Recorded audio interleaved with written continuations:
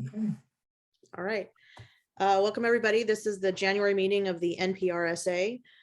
Pursuant to Governor Inslee's Stay Home, Stay Healthy Proclamation 20-25, and in an effort to curtail the spread of the COVID-19 virus, this board meeting will be conducted remotely. Members of the public are encouraged to attend and participate in the meeting remotely as described in more detail below on our agenda. Madam Clerk, may we have the roll call, please? Board Chair Bess Campbell, Present. Board Member Sarah Perry, Present. Board Member Jared Mead, Here.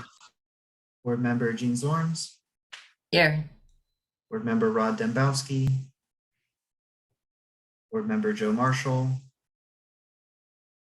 and Board Member James McNeil. Okay, we have quorum with Board Members Dembowski, Marshall, and McNeil absent. All right. Madam Clerk, do we have any public comments this evening? We have no public comment that we received in writing. However, we have 3 members of the public in attendance. If any of you would like to speak, please use the Zoom raise hand feature and I will call on you and you can provide your comment at that time.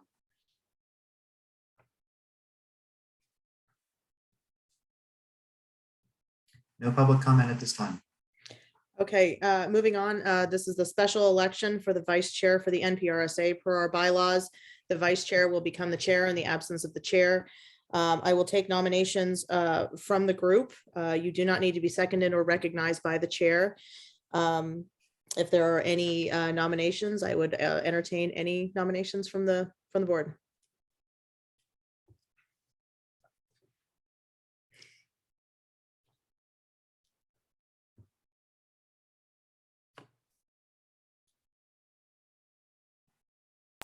Can we nominate people not here?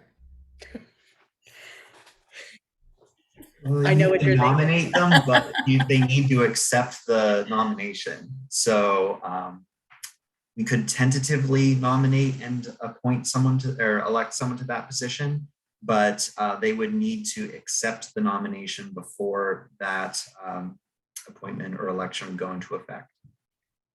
Okay, well, I'll wait and see if somebody steps up and then I'll nominate someone as a backup plan. How's that? In abstention, sure. Yes.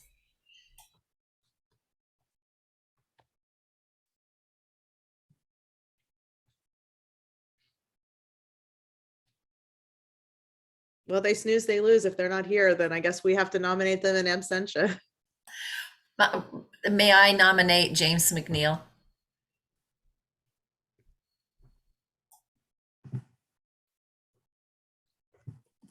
Are there any more nominations from the floor? All right, I would entertain a motion for a unanimous vote of confidence in board member McNeil for the position of board vice chair.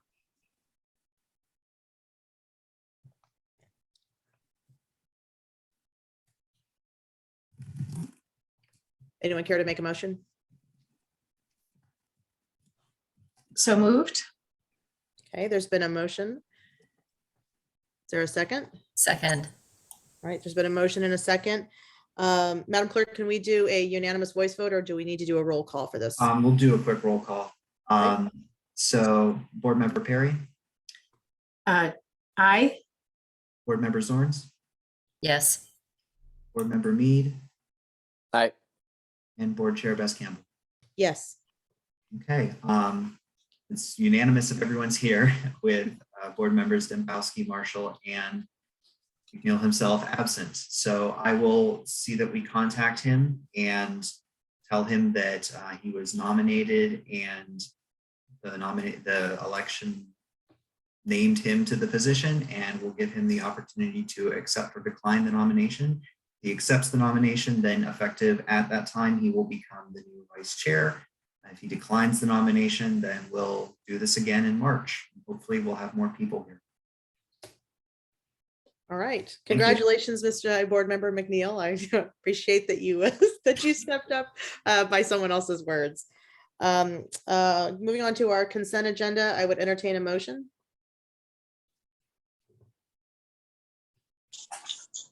Move to approve the consent agenda.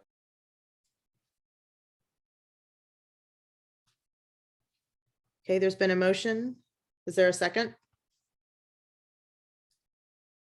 Second. All right, there's been a motion and a second.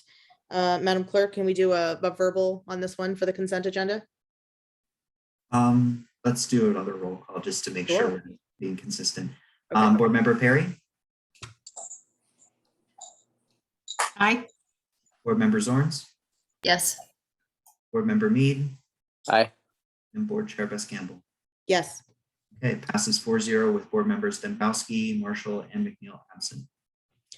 All right, now we're moving on to reports, and we're going to start with the State Auditor's Office of the 3-year audit update with Courtney Amundson.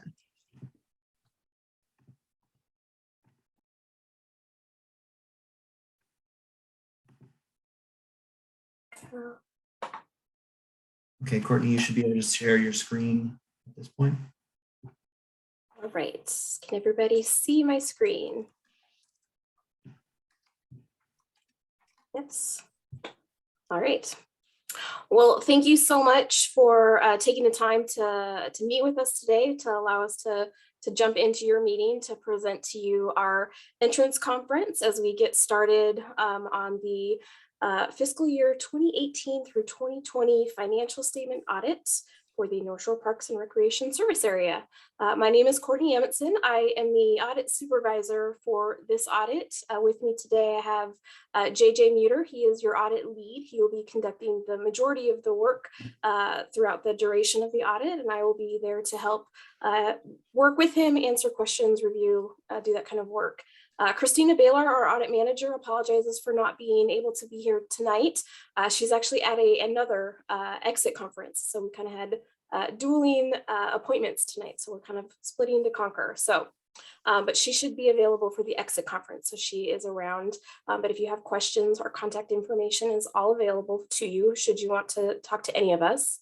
And before we get started, I just wanted to let you know that this presentation that we're providing is a summary of all the information that we also provided through a packet of information that you hopefully received this afternoon. And if not, we'll be sending out a copy as well.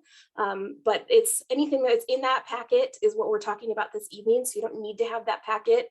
We're just going to summarize what's in there. So that's just a reminder.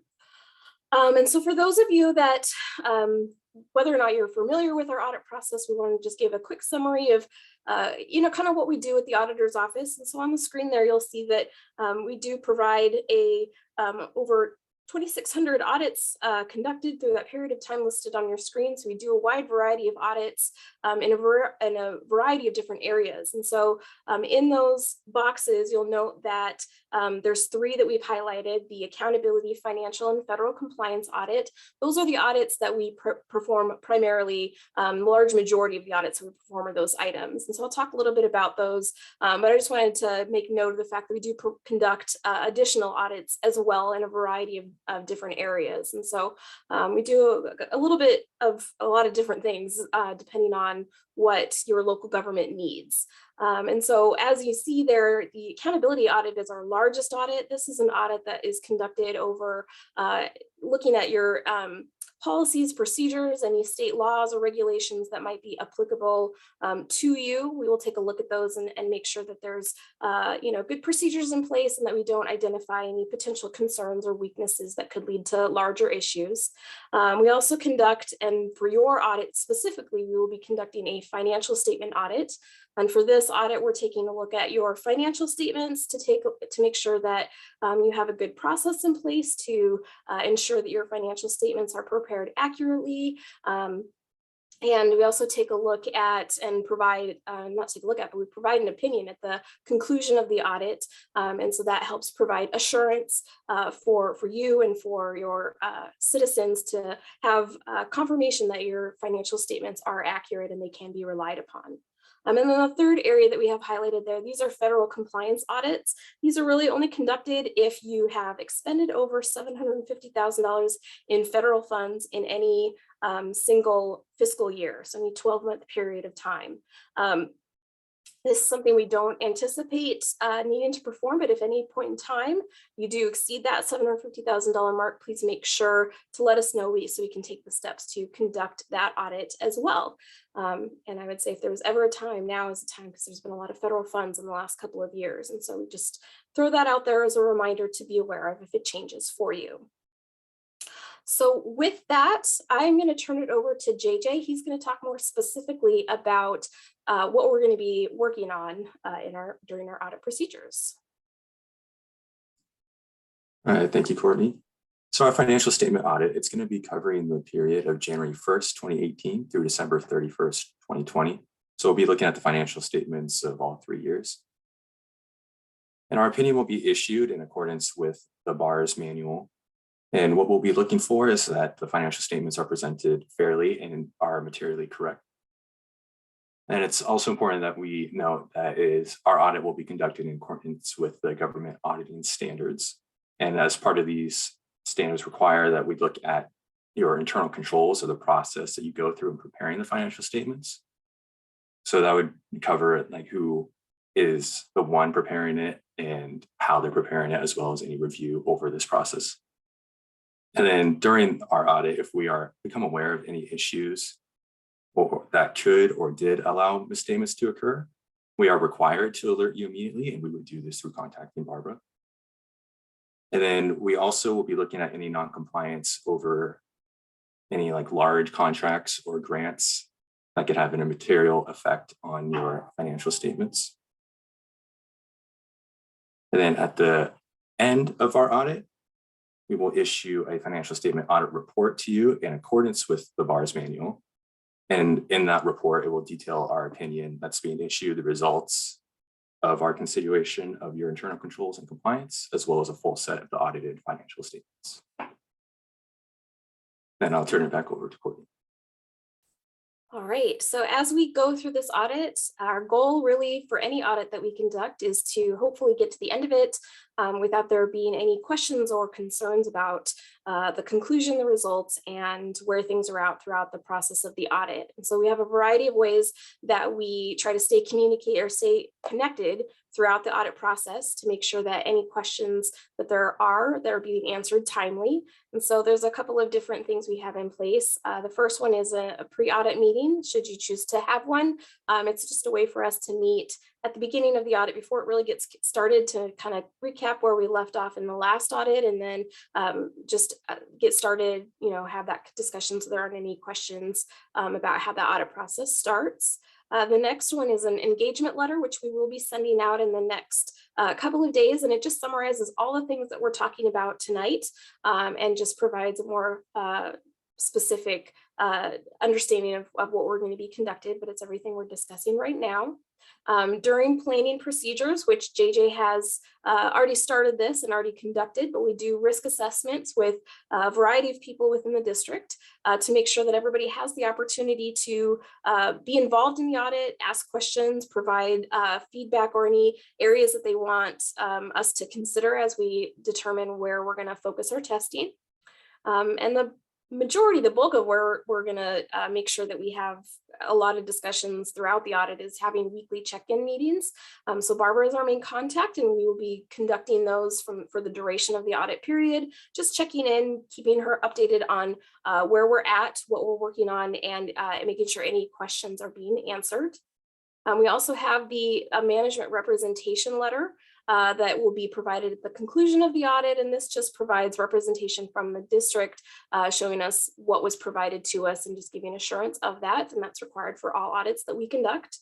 And then at the conclusion, very similar to our entrance conference right now, we'll be conducting an exit conference to provide you the results of our audit. So you can anticipate those items throughout the duration of the audit.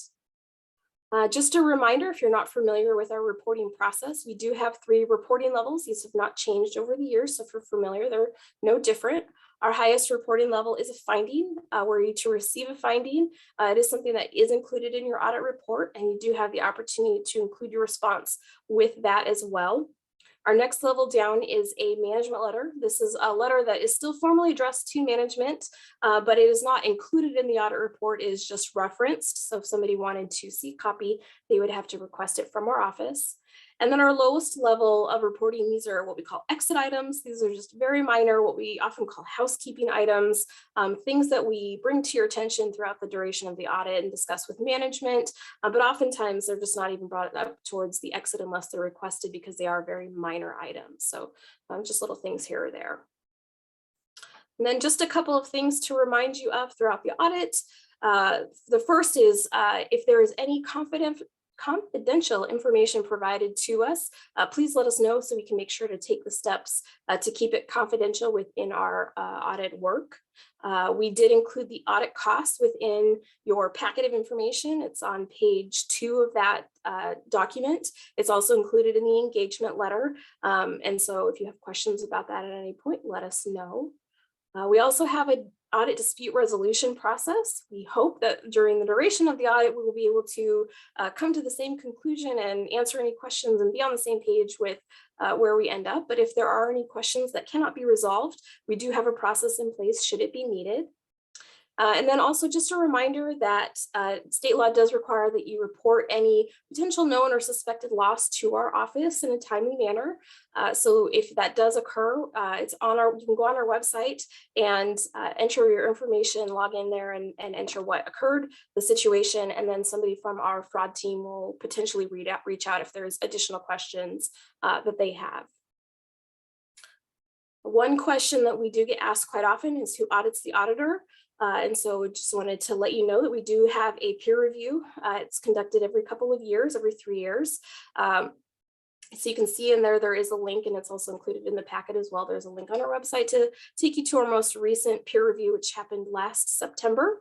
And we received the highly coveted rating of a pass. It is a pass or fail audit, but we do receive one. So if you are interested in that, I do encourage you to take a look.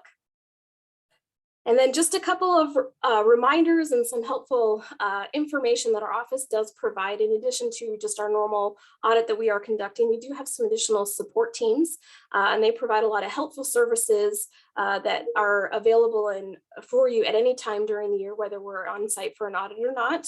And these are not something that we charge for those services as you're asking them. So we do encourage you to utilize those if you have any questions. The first one is our local government support team. They're the ones that keep the BARS manual updated. So what you use to create your financial statements, they're the ones that are regularly updating the BARS manual.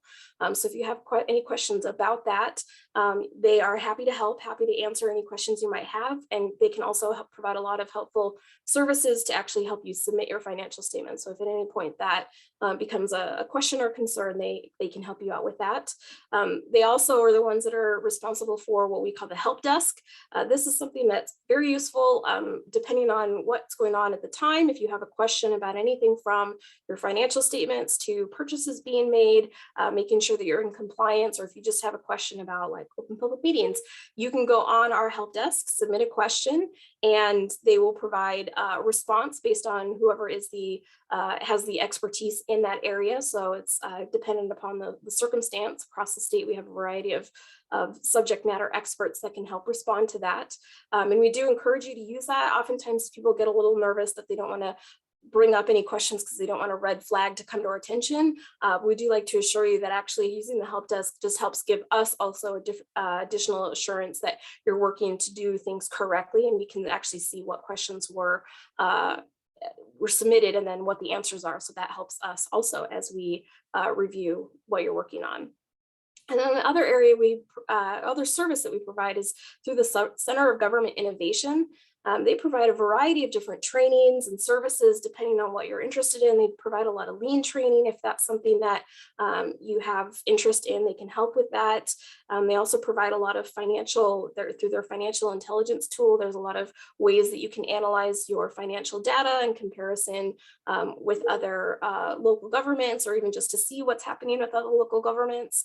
But they also provide a resources database that provides a lot of helpful tools and just reminders, checklists, things for consideration as you conduct your daily work. And so I did actually include one of those items in there so you can take a look at it. It's up to you how you choose to use it. We just like to throw it out there for something for consideration if you find it useful. So moving on to I mentioned that I included some additional items in the packet. The first one is our quarterly audit connection. The most recent one came out in September of 2021. So we actually can expect there's going to be another one coming out shortly, but this just provides a couple of different articles of information that might be useful to you, things that are happening in the audit world and around the state that we thought might be helpful. So a couple of the articles that are in there in the packet, you notice that it's a pretty long packet. The majority of it is actually this audit connection, but there's a segregation of duties guide for things for consideration to help segregate duties at your agency, just to keep in mind, and then some also financial policies that might be helpful to you for consideration. And then the last item that we did include in the packet, this is created by the Center for Government Innovation, and it's the internal controls checklist for cash basis preparers. This again is just a helpful tool for consideration as you go through your financial statement preparation and review process. It's something that it's just some reminders in there for you to consider based on what's applicable to you, but it also provides some helpful supporting documentation for when your next audit comes around. You can show what process you went through, that you used that to help ensure that your financial statements were accurate. So it's just meant to be a helpful tool if you're interested in it. And with that, are there any questions for us? Do any board members have questions? Raise your hand.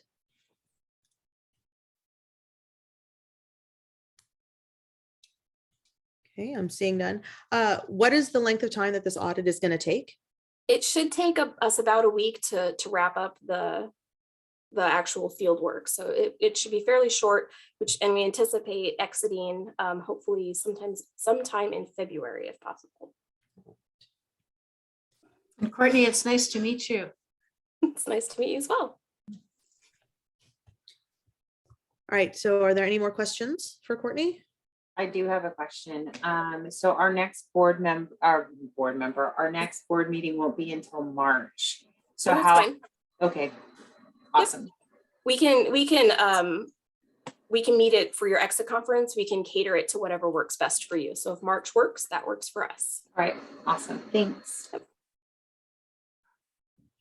All right. Thank you, Courtney. That's a great start. I look forward to seeing how the books look. I'm sure they look just fine. Okay. Thank you so much. Have a good evening. You too.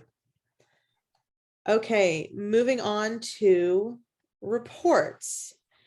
On the second one, we have Christine doing NPRSA capital repairs update.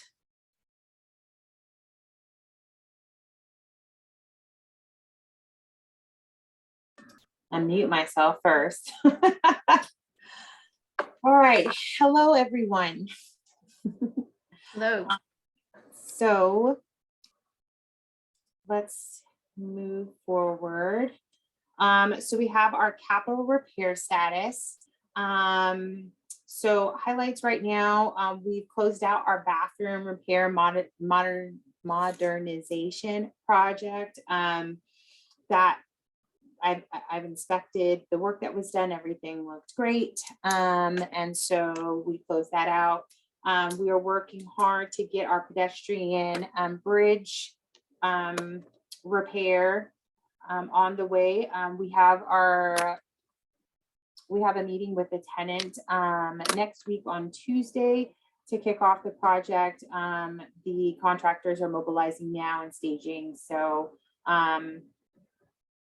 hopefully that'll get done. Well, it won't get done soon. It's a 4-month project. So the sooner we start, the sooner we'll finish. So it's nice to get that one going. And then we also have the 70% drawings for the senior center roof and repairs, along with the HVAC replacement. As soon as I get numbers back from our contractor, I will present that to the board for approval to move forward from there. but everything is looking good. The only potential setback I'm seeing with that project is sourcing materials and the HVAC. Lead times are really long right now, up to about 24 weeks. So we'll have to, once I get more information, then we can talk about what that looks like. We intended on starting that project spring, summertime, but it looks like it might be end of summer. So once we get more information, I will circle back to that. Next slide, please. Okay, here we are with all of our projects that we have going right now. We are at stage 1 with the project intake for the envelope repairs. So this also is a summertime project. So hopefully we'll be able to move forward on that, as we're not ordering HVAC units with that project. We have the roof replacement and the HVAC replacement. So we went over that already. The pedestrian bridge repairs, we've moved forward, and like I said, we'll be starting that project next week. And then the elevated walkway and handrails, those are in with the pedestrian bridge repairs. Another project that I don't think got on here was the flooring replacement at the Health and Wellness Center. Nathan, who is the CEO or director CEO of the of the health the senior center, and he came to me with a request for safety issues. Of course, the flooring, there's some carpet over at the Health and Wellness Center. It's broadloom, and it is rolling pretty badly. And so with the demographic that we serve there, I found that it was probably better that we move that project forward. It was in the budget for 2022, but I had it closer to the end of the year. But I'll shift that to first quarter, just so that we can meet the needs of that building and make sure we don't have any, health and safety issues there. Okay, next slide. Oh, it'll be Nathan. All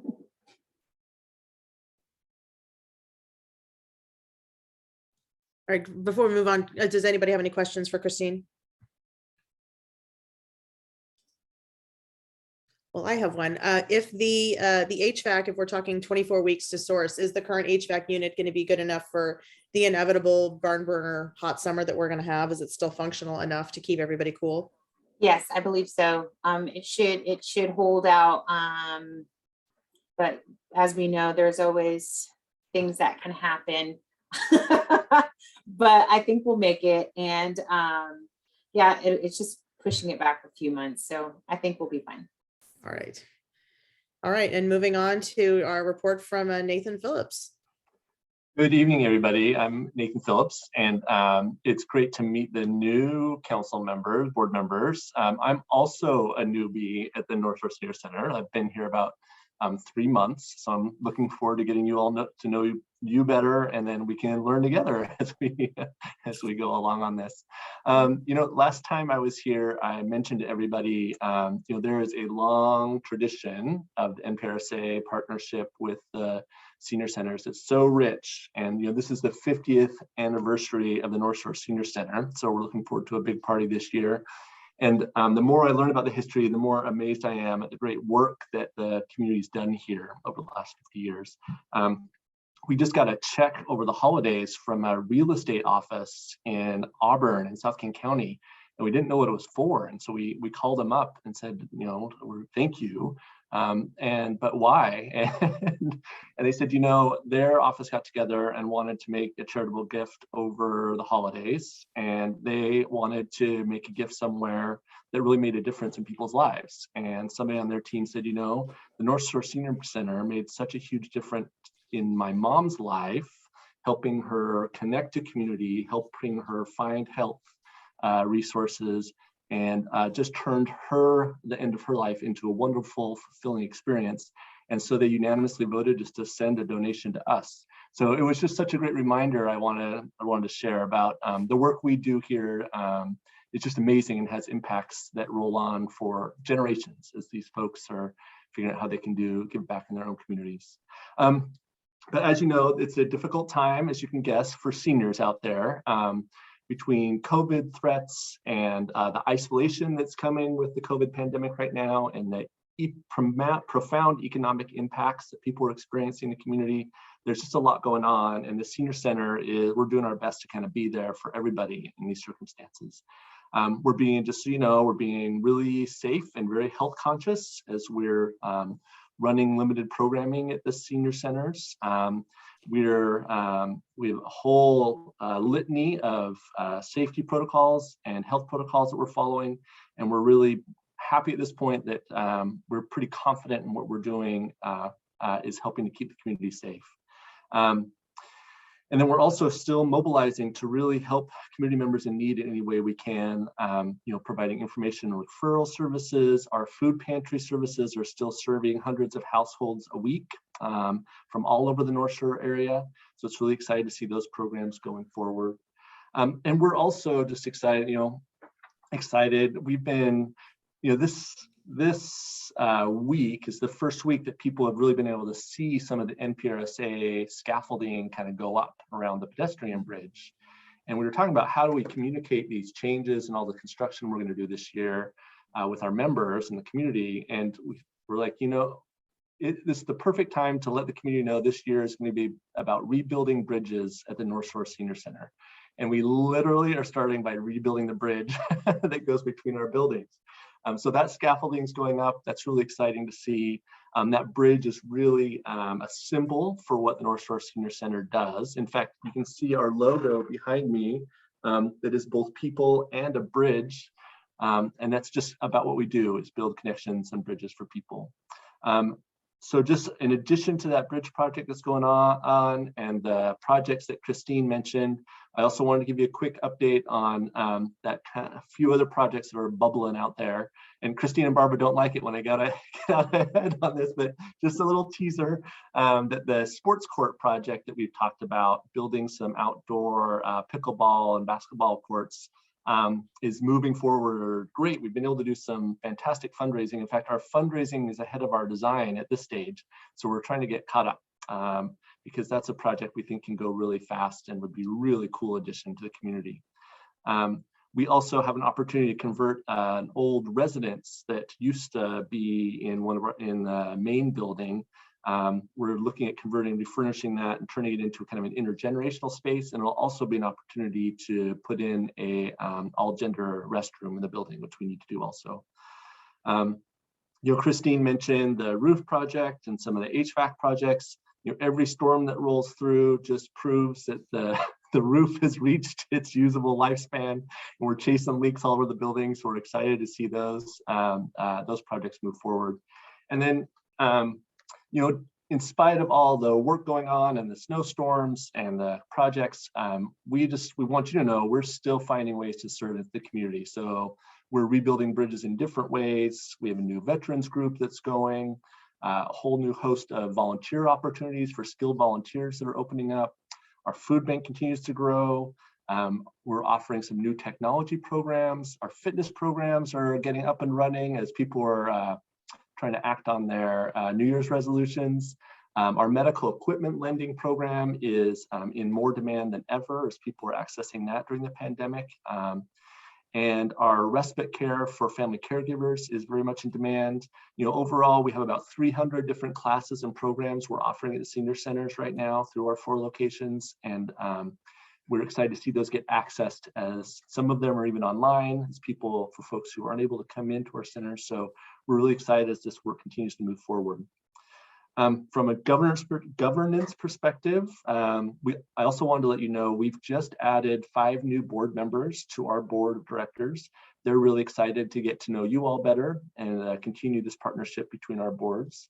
And then in this in the coming few months in the spring and early summer, we'll have a few program visit opportunities that we'll put on your radar.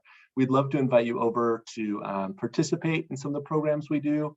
I just did one of those with a few board members where we went and joined one of the fitness classes. We all did a workout together. I mean, we do some fun stuff around here, so we can make this a fun place to visit. But we really want you to be able to see the impact of the work that you do as NPRSA board with us at the senior centers and see the impact we have on some of the thousands of people we serve every year. So that is what I have to report for now. And I will just see if you have any questions for me. Right, does anybody have any questions for Nathan? Appreciate hearing the report, and I look forward to a visit. That'd be Oh, we great. do too. All right, seeing there's no more questions, we can move on to discussion items. Consideration of minute order MO-22-01, receiving the Q4 2021 financial report.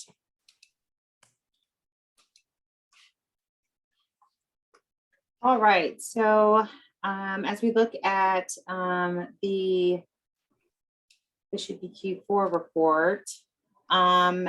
It looks like the our revenue was pretty steady. It came in just as we expected it to. Go to the next slide, please.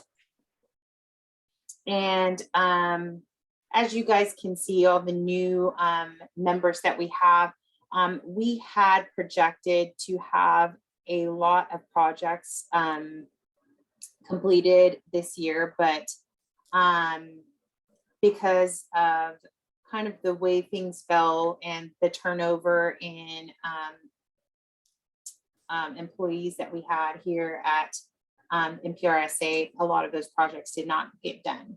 And so hence you see the low expenditure summary as we're saying. But what's nice about this is it brings, we actually have a good reserve coming into 2022 that kind of frees us up to do a lot of projects in this year.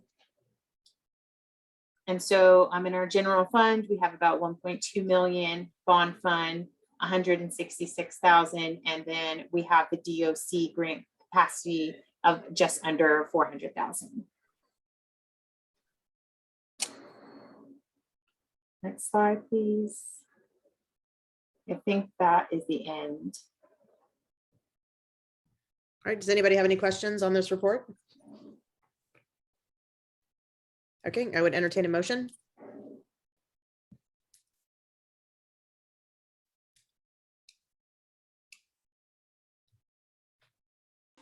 Okay, Motion I'll to- move. Go ahead. No, I'll second. Go ahead. You.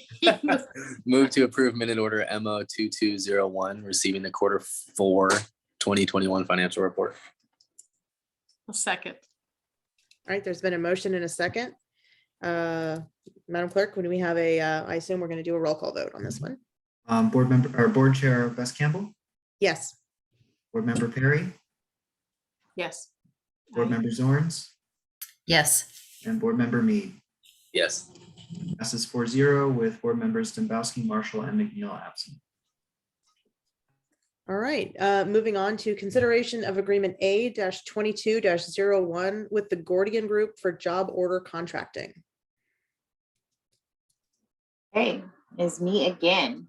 So we are looking at securing our own professional service agreement with Gordian, which is our job order contracting. We have a current professional service agreement with Gordian, which was approved March 17th, 2021.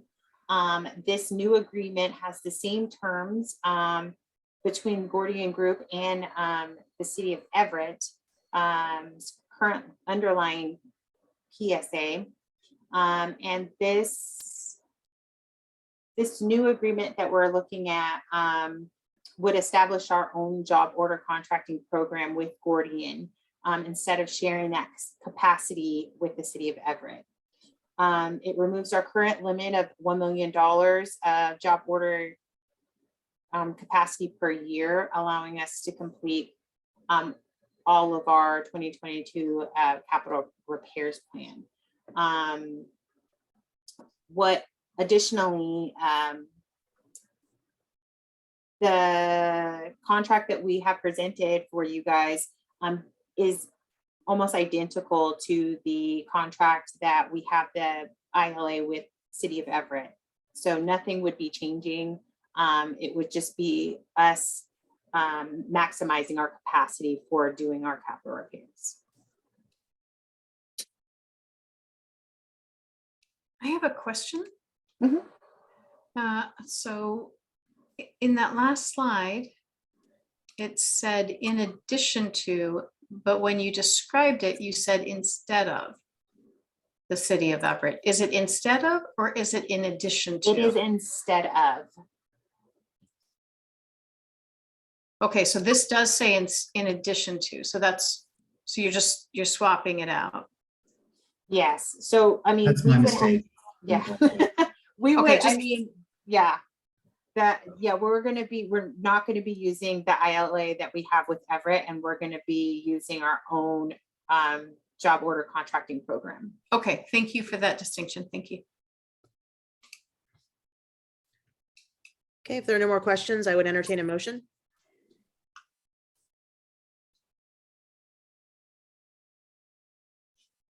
Move to approve agreement A 2201 with the Gordian Group for job order contracting.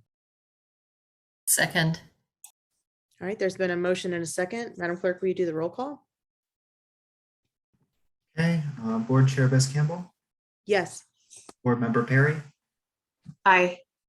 Board Member Zorns, yes. and Board Member Mead. Yes. Okay, motion passes 4-0 with Board Members Dembowski, Marshall, and McNeil absent. All right, moving on to future meetings. Okay, so we've gone to bi-monthly meetings. So now the next one is March 16th and then May 18th. I assume at the March 16th meeting, we'll get the exit interview from the state auditing office. Presumably we'll have a lot of the information in our inboxes before then, but that'll be the formal exit interview, correct? All right. All right, and is there any other business to be brought before the board today? All right, hearing none, I would entertain a motion to adjourn. Move to adjourn. Second. All right, there's been a motion and a second. See everybody in March. Thank you. Yeah, bye. Bye.